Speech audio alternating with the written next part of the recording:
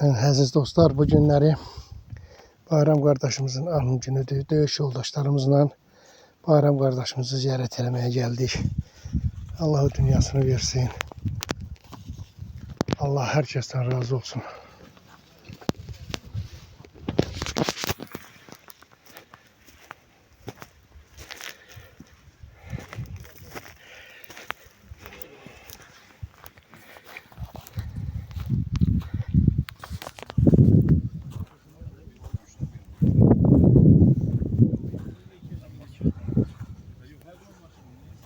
Hani kulağım yapmışam bu yakşı değil mi? Gözün çocuğu bak. Ha ne basmıyor ve çok diyor ki 100 manattan Biri geliyor. bir şey değil, o gözü baş.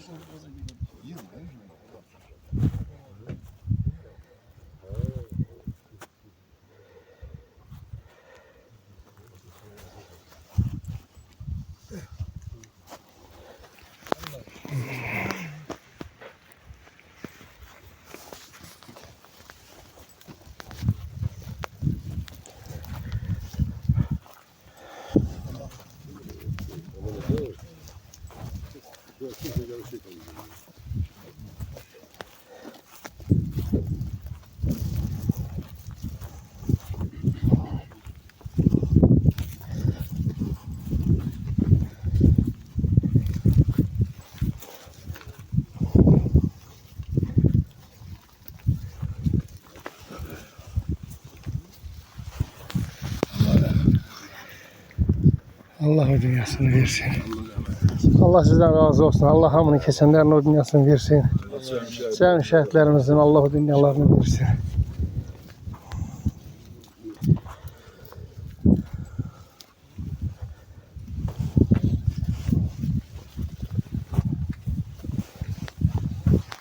Üzeyir müəllim, xatirələrinizi kardeşimiz hakkında.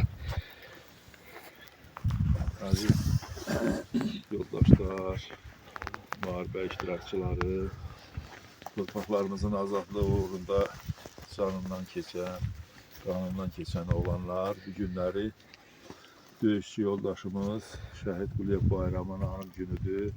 Cəm olmuşuq, onun anım günündə iştirak edirik. Allah sizden razı olsun, gələn ayaqlarınız var olsun. Bizi borcumuzdur ki, şəhidlərimizə hər an anaq. Biz onları unutmamalıyıq ki, bizlər də unutmayaq. Gəldiyinizə görə təşəkkür edirəm hamınıza. Allah Bayram qardaşıma rəhmət eləsin. Cəmi bayramın timsalında şəhidlərimizə Allah rəhmət eləsin. Onlar bu xoş günü bizə yaşatdılar, öz şirin canlarından keçdilər.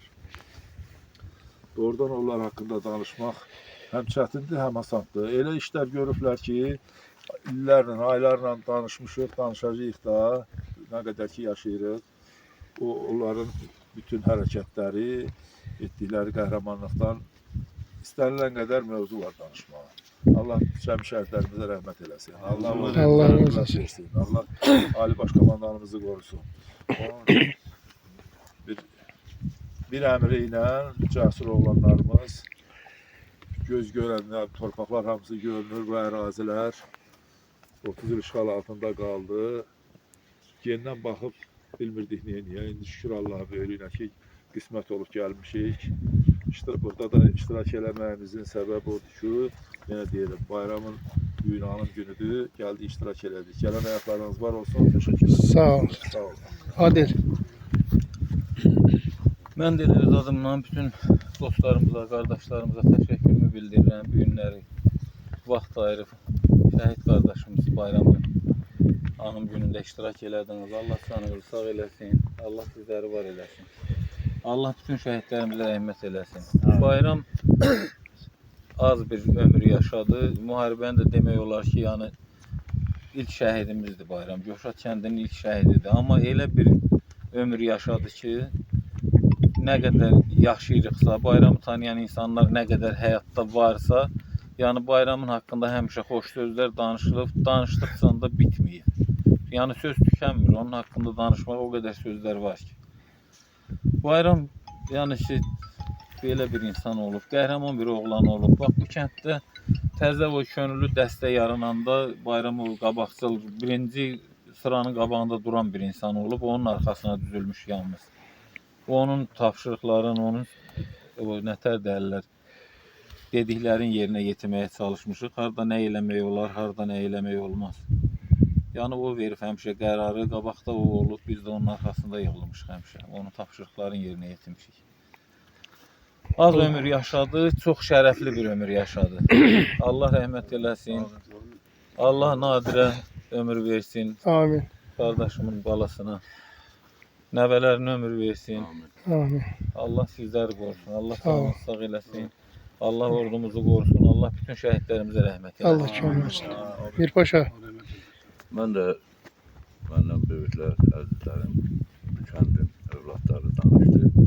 Mən də bu sözlərimi bununla danışmaq istəyirəm ki, rəhmətli Bayram gəncliyin torpaqlarımızın alınmasının qarşıda gedən biz gənclər də buna baxıb daha da düşmənə sarsıntı qurmağa, onun üzərinə getməyə həmişə hazır olmuşuq. Gəncliyin nümunəsi olub rəhmətli. Allah rəhmət edəsin. 38 il keçir.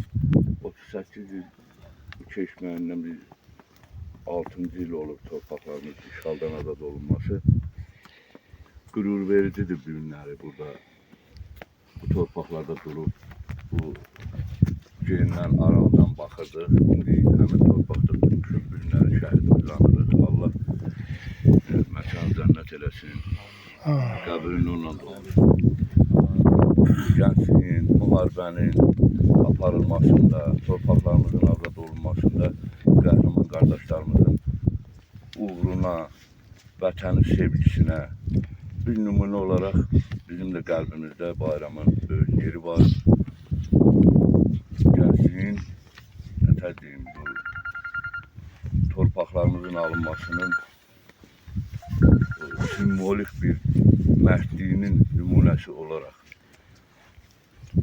o kişilərdən öyrənmişik bu mərdlik necə olmalıdır, torpaqlarımız yağı düşmənə qalmamalıdır. Yenə Allah rəhmət eləsin, məkana. Allah versin. Demək, Bayram mənim qovumumdur. Sən də deyil. Adam hər qovumla fəxr eləmir də. Bayram fəxr eləsin qovumumdur. Sən belə insan necə lazım olmalıdır Bayram elə bilməlidir. İndi İHT haqqında Bayram öz haqqında danışır. Onun haqqında da o İHT haqqında mən danışmayayım. Hamıya məlumdur.